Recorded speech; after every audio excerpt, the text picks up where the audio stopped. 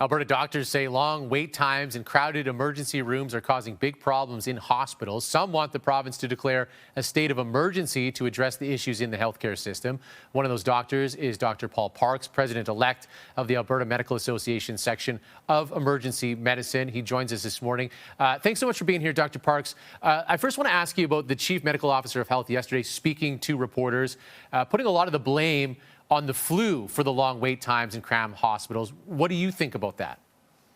Well, I didn't see the exact words. First off, I'll say it's awesome to have an expert in public health out there speaking to the public. I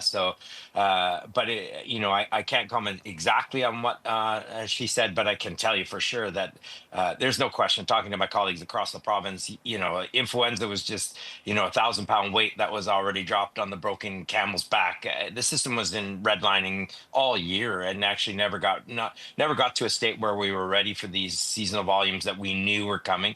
There's no question the government mostly dismantling public health and making vaccines and preventative healthcare very difficult did not help. But I just have to stress to everybody out there, our system was in major trouble before influenza, and influenza just made it infinitely worse. Now, you want the province to declare a state of emergency. What does that mean, and how would that help you address things in the healthcare system?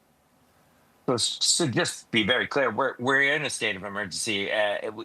Whether you call it a state of crisis, a disaster, a state of emergency, we're functioning in that every day in our major emerge departments. And so the biggest thing by a mile is just it's been crickets. It's been nothing since the government, since this came all last week. Not a word. I mean, they put some PR people out there to kind of try to downplay it, but just first off, acknowledge it really is very difficult to provide safe and timely care in our major emerge departments. As soon as you acknowledge there's a problem, then you can say, okay, here's the leader, here's the person that is running the entire healthcare system across the province, so we can load level and do tools that we have at our disposal.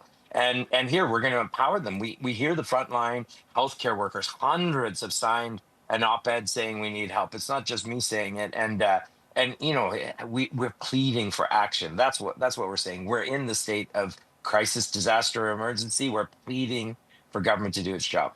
Now, are there tools that you're aware of the province can use that they aren't using right now, or what exactly do you want the government to do?